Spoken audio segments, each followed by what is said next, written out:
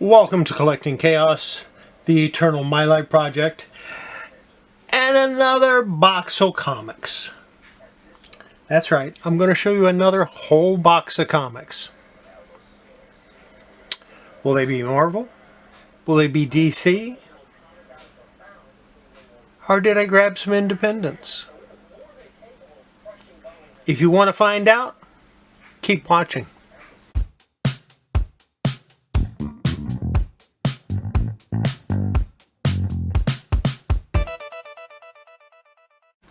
And we're starting with Wandering Star, number 13.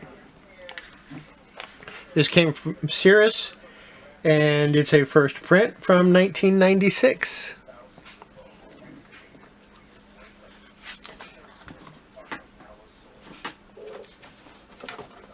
We'll pull out a bunch of them here, so I don't have to reach down so far every time. Next I have Wandering Star number 14.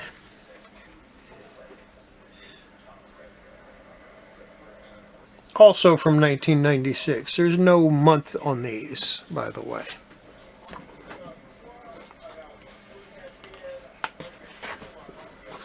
Wandering Star 15, which I have 2 copies of.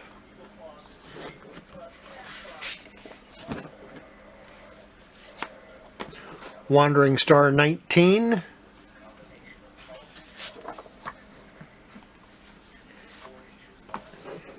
And Wandering Star 20. As you can see, I spared no expense. I went all the way to the end of the alphabet to get these.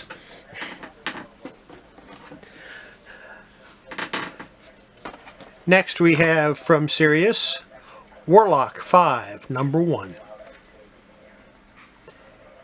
First print, 1998. Barry Blair art. I like Barry Blair's art. I like the way he does stuff. It's kind of neat. Then from Eternity, I have War of the Worlds number 1. Now a hit TV show, the classic novel of alien invasion. Why don't I remember that TV show? Oh well, doesn't matter. And this was from 1988. Eternity Malibu Graphics.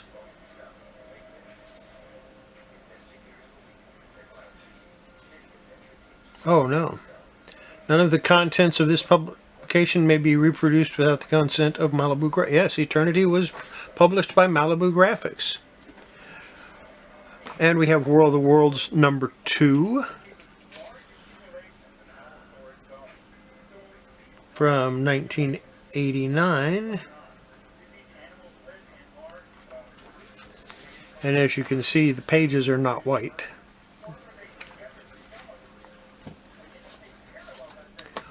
War of the Worlds number 3. Also from 1989.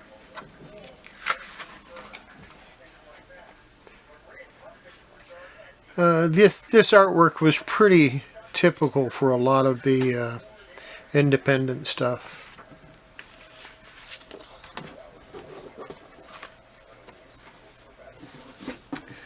Then from Caliber Comics, I have The War of the Worlds, issue number 1. Nice white page there. This is from 1996.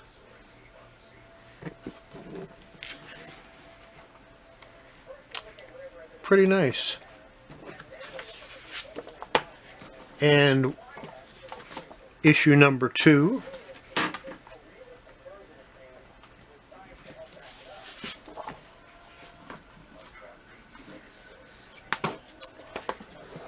Issue number 3.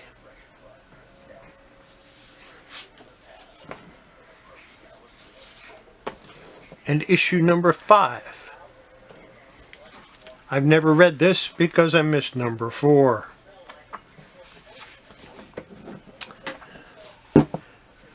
They're in a little tough shape, but a lot of the comics from that era are.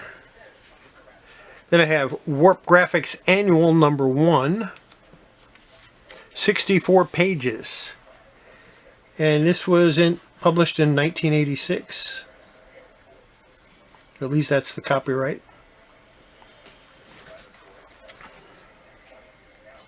The Heavy Adventures of Captain Obese.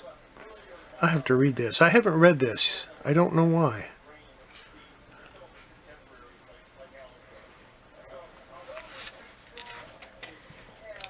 Thunder Bunny.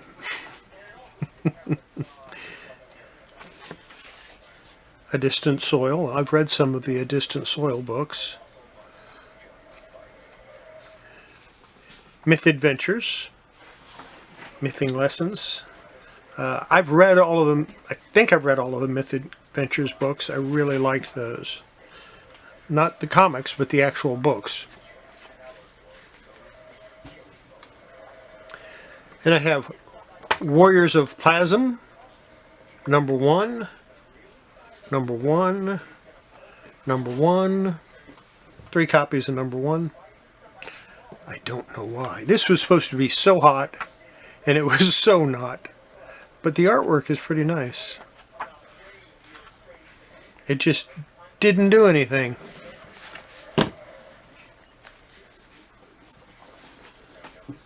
Here's Warriors of Plasm number 2. And this has a cover date of September 1993. Written by Jim Shooter, drawn by David Latham. I mean, it should have just gone crazy, but it didn't. It wasn't. Just wasn't very popular.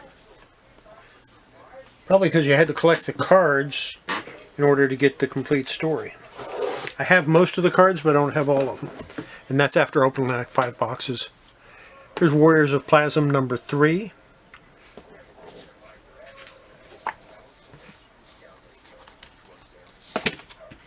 Number 4.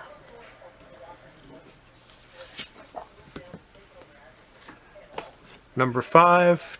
2 copies of that. I do like that cover.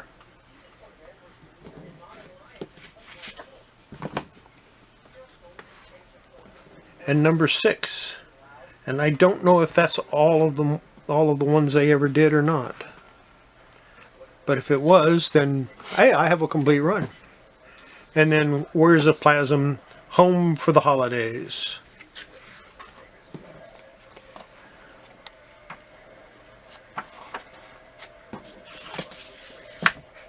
That was a special. That was their Christmas special. Then we have Web Witch 0. Issue 0 of 2. This is from March of 1997. Pages don't get much wider than that, huh?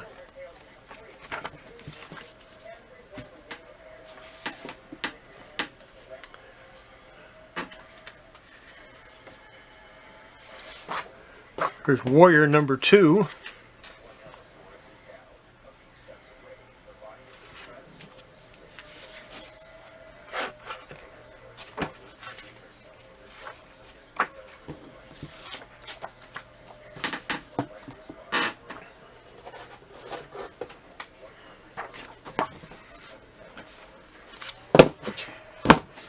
And a crap ton of number 3. 1, 2, 3, 4, 5, 6, 7, 8 copies of number 3.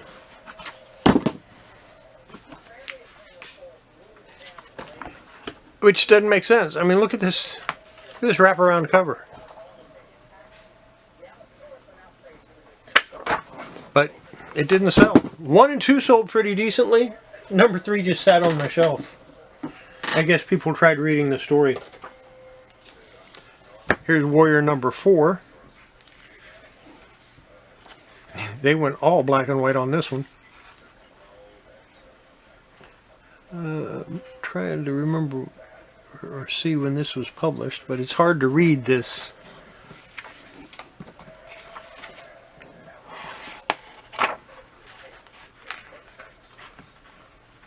Yeah, almost all the printing is over drawings, and it's really hard to read, which might be why it didn't sell very well.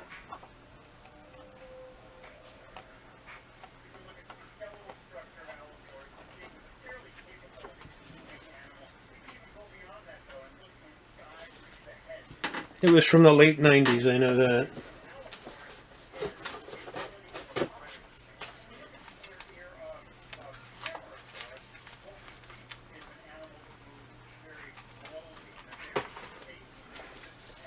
There's 3 copies of their Christmas special, and this has got no stories whatsoever. It's a book of pinups, basically.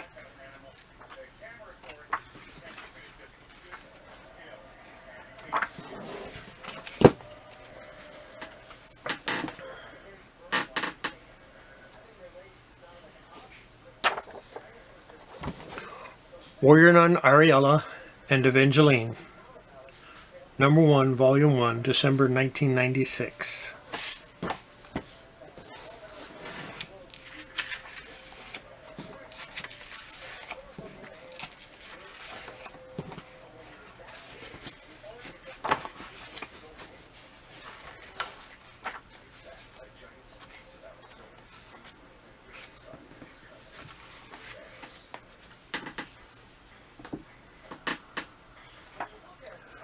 Warrior Nun Ariella, Scorpio Rose, January 1997. This is issue number 3.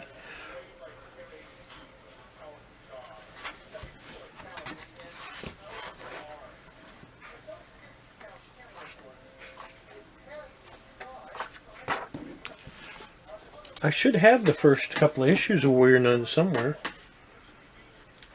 but they're not in this box, I know that. Warrior Nun number 3 from November 1997. This is, it'll say what series it is on the inside. This is,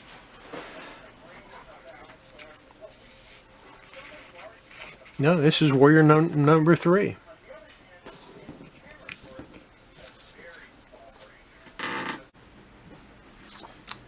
This is Warrior Nun Hammer and Holocaust, number 1 from June of 1997. I have 2 copies. And here's Warrior Nun number 4 from January 1998. Warrior Nun Resurrection number 3 from March of 1999. They're all mixed up. Warrior Nun Black and White, number 2, I have 2 copies. Number 4, and I have 2 copies of that as well. Number 6, number 19,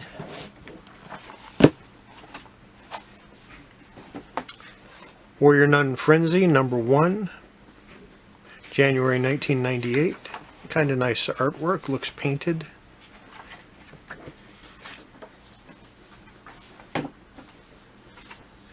After Time, Warrior Nun After Time, number 2 of 3. And here's number 3 of 3. It's actually Warrior Nun 2.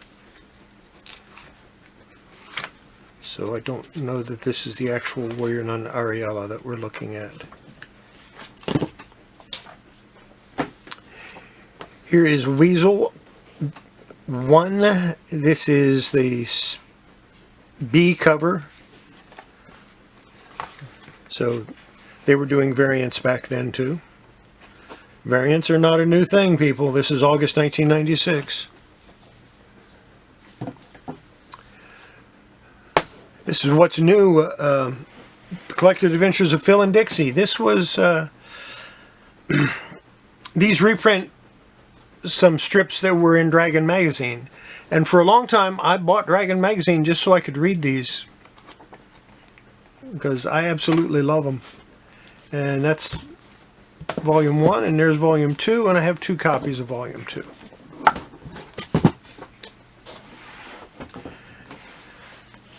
From Crusade, I have Who is the Crooked Man number 1. I believe Crusade is also the ones that published She, the Way of the Warrior. September 1996.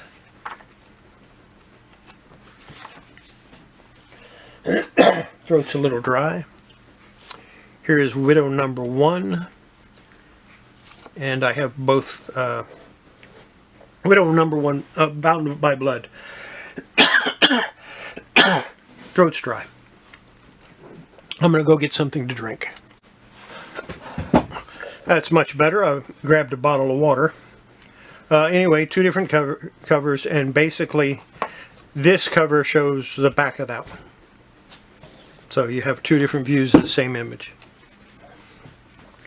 Then here's Widow, Bound by Blood number 2.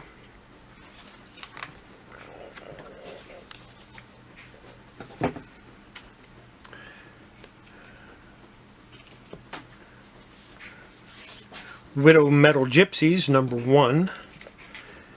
And this is the premium cover. And of course it's got shiny on it, and you know how I love my shiny.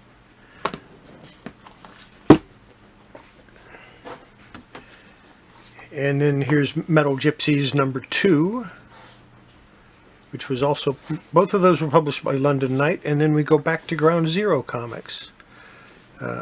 Metal Gypsies number 3. Not the best comic book in the world. There was a lot of crap published in the 90s and in the 80s, but that's okay. It's fun to look at anyway. Here's Wildflower number 3. This was not crap. I really enjoyed this series. I had the first 5 or 6 issues. Now I have number 3 and number 5. And of course, here's number 5. If I said I had number 5 and I didn't show it to you, then you might not be too happy about that. This is from Metro Comics, Wild Things for mature readers. This is number 1 of 2. I'm not going to show you any of the interior art because there's nudity in it.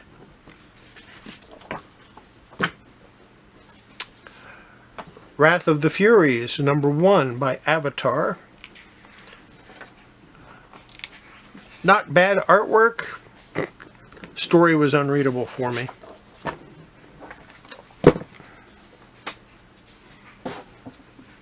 From Topps Comics and Wizard, we have X-Files number 1/2, and then there's the certificate.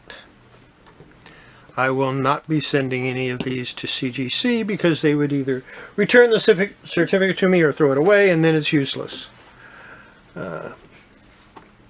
Here's X-Files number 2, signed by Stephen Petrucci. I know that is his actual signature because I watched him sign it.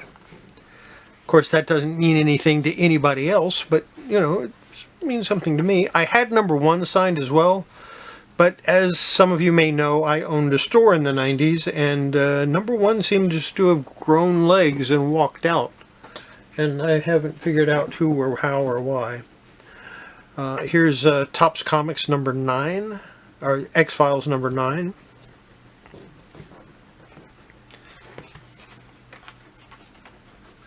Publishing date, September 1995.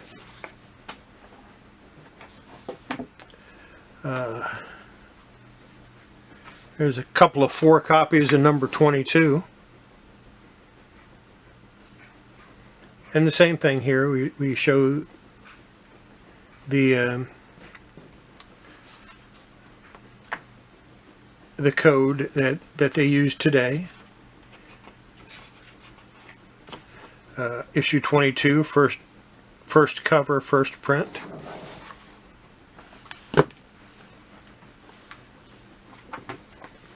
There's X-Files number 24, 25, and this is when it got bent. And of course, the crease looks like it breaks color. And that just happened today. 26, 27, 28, couple of copies.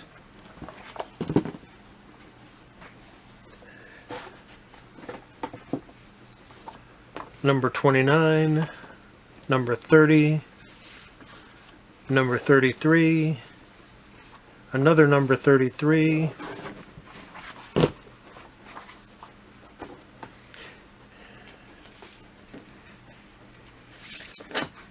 X-Files Annual number 1, and X-Files Season 1. This is the first, these actually reprint the first part of the first season of the actual TV show.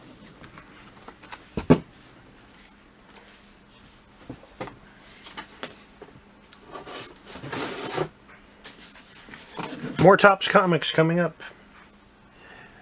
Xeno, Warrior Princess, number 0. Nice Lopresti cover.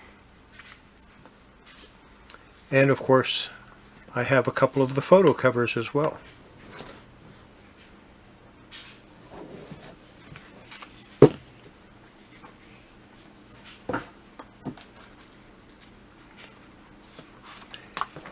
Xeno Warrior Princess number 1 of 2. And of course, I have the photo cover. Notice the art on here, it says Campbell 97. I don't know if that's the Campbell I'm thinking of or not. I'm hoping not, because that's not a very good example of his work if it is. Sometimes they put down who did the cover.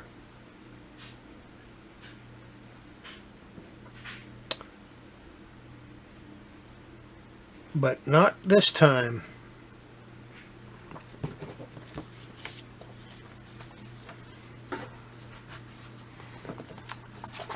Here's Warrior Princess number 2. And I know who did this cover. There's no question in my mind who did this cover. I didn't know it at the time. I didn't find out until later. That's Dave Stevens. And I have 4 copies of it. And it's just a wonderful example of Dave Stevens' artwork.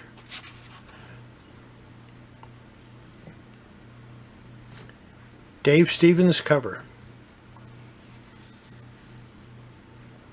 Amanda Connor did the interior art, and Jimmy Palmiotti inked her. So, yeah, this was a nice find for me. I'm a big Dave Stevens fan, and I didn't realize that I had those, or that he did it until I looked at it a little while ago and I went, whoa, wait, that's Dave Stevens. Here's Xeno Warrior Princess and Joxer Warrior Prince, number 1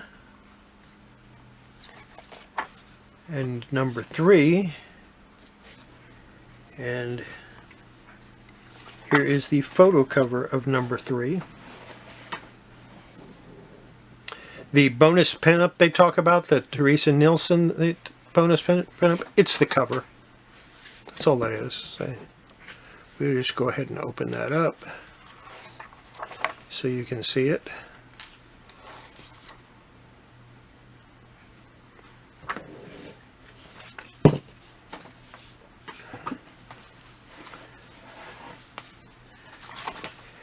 Warrior Princess Bloodlines, number 1.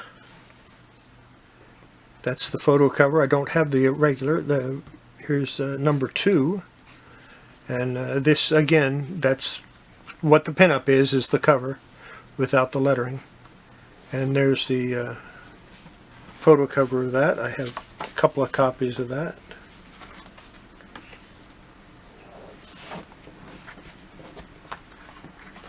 This next Xena, Xena Warrior Princess, the Dragon's Teeth.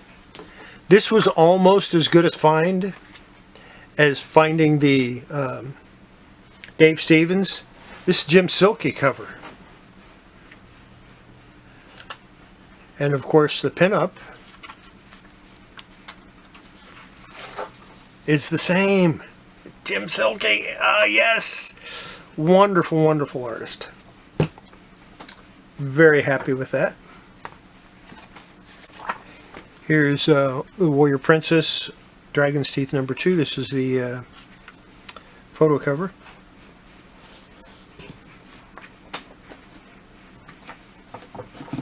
I have a lot of Xena comics. I'm going to pull some more out. There's a photo cover of number 1 for the original Olympics. And here's the photo cover for number 2 of the original Olympics. And number 3 of the original Olympics, the Teresa Nielsen cover. And number 3 of the photo cover, of which I have several.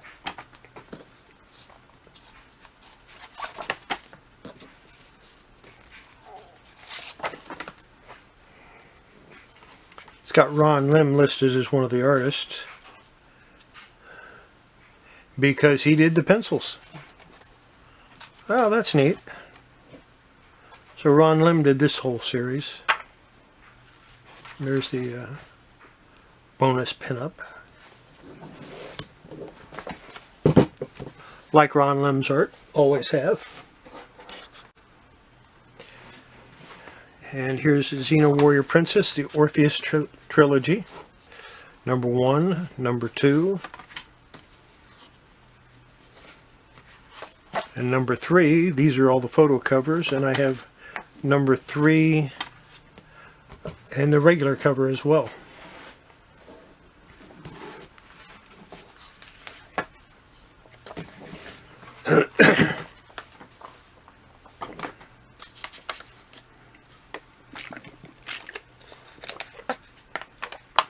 Water.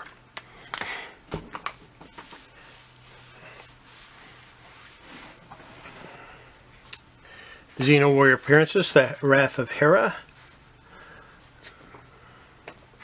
And I have several copies of the first issue, the regular cover.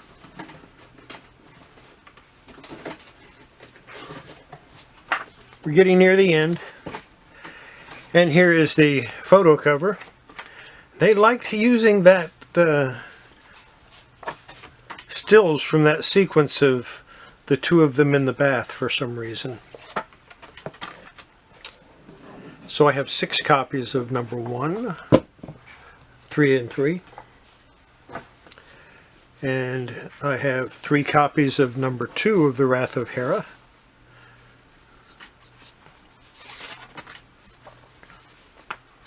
And 3 copies of number 2 of the photo cover, and I don't seem to have number 3. That doesn't mean I won't find it at some point in another box. Then I have from Kitchen Sink, Cenozoic Tales number 1. Now I don't believe this is a first print, but it's hard to tell with Kitchen Sink. Sometimes they would, I don't think it is, but nowhere on here does it say that it isn't.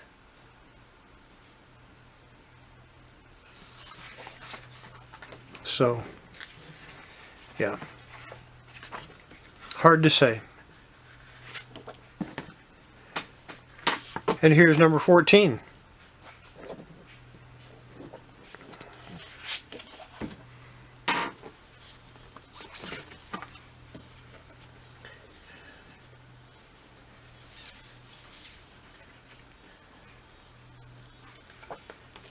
And I have Xeno Warrior Porn Star. I'm not showing anything further down on the one behind because it does show her breasts.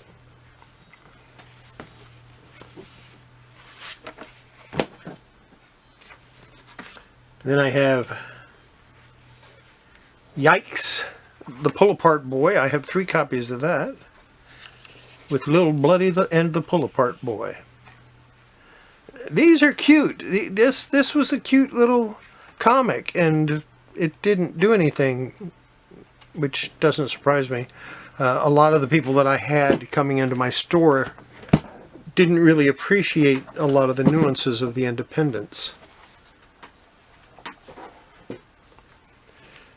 From Hanna-Barbera, Harvey Comics, here's Yogi Bear Giant Size number 1 from October of 1992. Typical Yogi Bear stuff.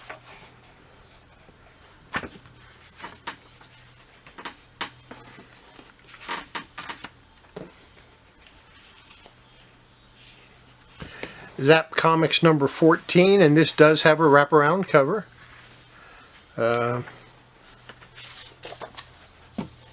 I can show you part of it.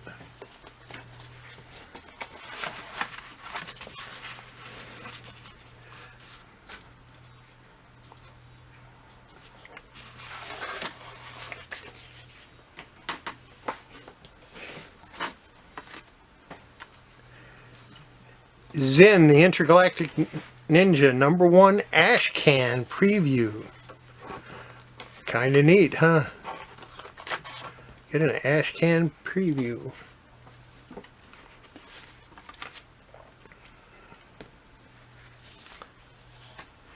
And Xeno, the Intergalactic Ninja, double signed.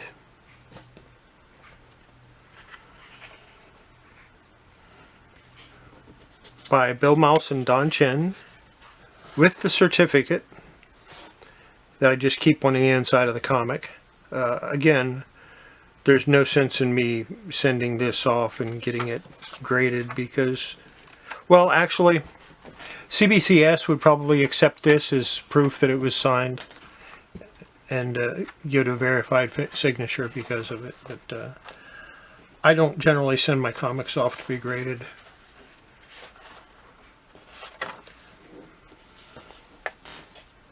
Not that big into slabs.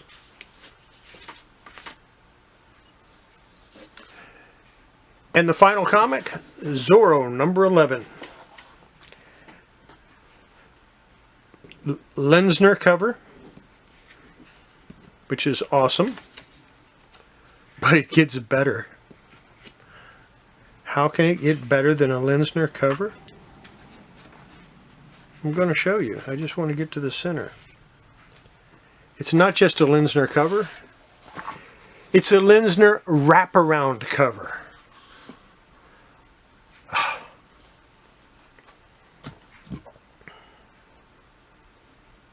Don't that make you feel good?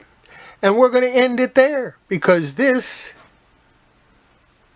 is the last comic in the box.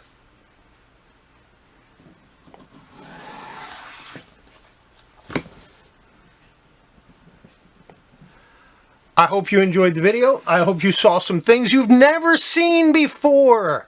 Some comics that you didn't know existed. That would be cool. And that's why you watch this stuff, is to see things you don't know exist, that you've never seen before. But having said all that, make sure before you handle your comics, your collectibles, you wash your hands. It's good for your comics and collectibles. It's good for your health. We'll see you next video. Bye. Great looking cover. I really like that cover. Real quick addendum. Reasons why you need to change your backing boards every so often. These backing boards were on in some of my X-Files comics, and you can see where the ink has bled onto them.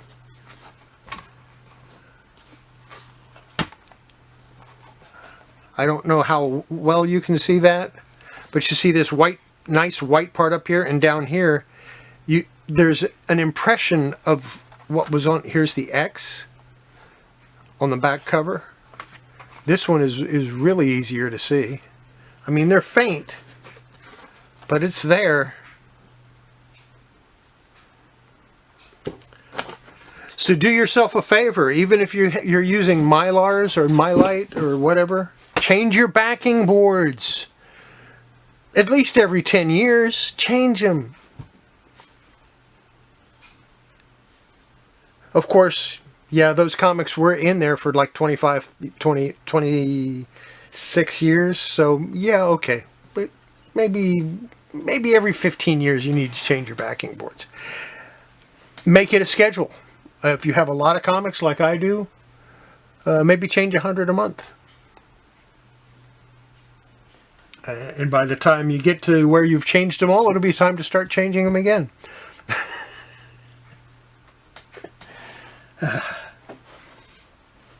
Or go to the thicker Mylite, the Mylite 4s, and don't really need backing boards, although it's always a good idea to use them. Anyway, just wanted to show you that. Wash your hands.